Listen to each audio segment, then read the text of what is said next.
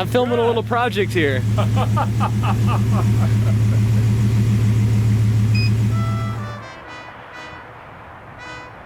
Now, we're in the Sterling Morton Library, right? We are indeed. Okay. And so how long has the Morton Arboretum been here? The Morton Arboretum was actually founded in 1922 by Joy Morton.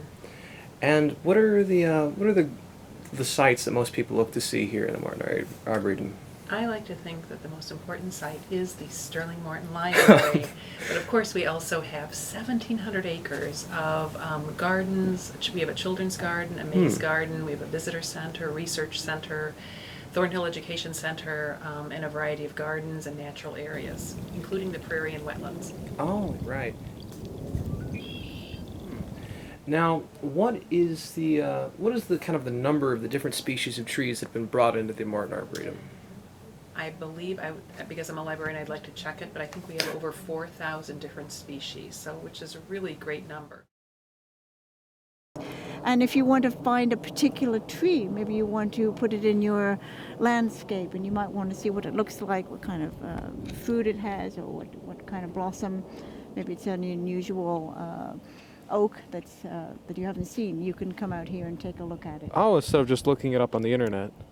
So if you go, I think, to the visitor center, they have coordinates, and they can give you very specific locations of where particular trees are. Because each tree, if you go up to the tree, you'll find a little label that has the accession number on it. I understand the Arboretum has grown throughout the times since it was established, with different prairies being named after different persons, right? Mm-hmm. Well, I would say property has been added over the years. So it started out much smaller, and then as land was acquired, either through the endowment or family or however, we've grown as that 1,700 acres. That's pretty substantial. The Schulenburg Prairie is actually a restored prairie. It wasn't. It's not an original prairie. It was actually restored. That tract there was actually farmed at one point, and it was Ray Schulenburg in the early 60s that decided to create this prairie project, which is, again, very profound. Many people have been engaged in the work, many volunteers and staff, but it is pretty amazing. Wow, that is quite amazing. And as far as anything else, what's your favorite spot in the Arboretum? I'm very fond of the spruce plots. I don't know if you're familiar with that. On the east side, there's an area of spruce trees, and it's called the spruce plot. It's actually a really nice setting. I also like in the conifer walk, there are a couple really large conifers, and they somehow seem they're really lovely trees. I also have to say I try to walk a lot at lunch, and going out to the prairie is another destination. So it's, I would say overall there's probably not a bad place to visit. Oh. Those are some of my favorites, certainly, but I'm sure there's many others that I haven't mentioned. Well, we're hearing two species of frogs.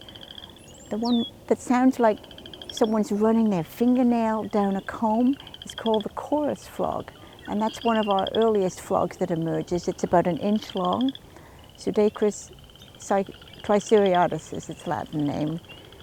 The other one we're hearing is the peeping sound of the spring peeper, Pseudacris crucifer, and it has kind of a cross on its back, and these are very little frogs, about less than an inch long.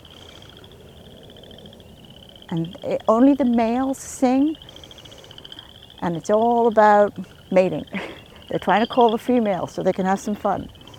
So what I do as a frog monitor is I record the number of frogs that I'm hearing, not individuals, but if I can count individuals, that's a level 1 calling. Level 2 is when there's too many to count, and level 3 is a cacophony of sound, which we'll have a little later in the season, probably into early April. And then it's all over. And then different species of frogs in different areas will be heard in later months. Thanks for joining me for this look at the Morton Arboretum. I hope it's inspired you to come out and see it for yourself sometime. I'm James Brevord.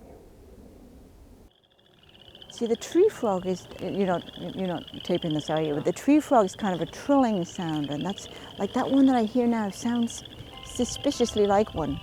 Oh, or is that your phone? Okay. Yes. Yeah. Modern technology invading us again.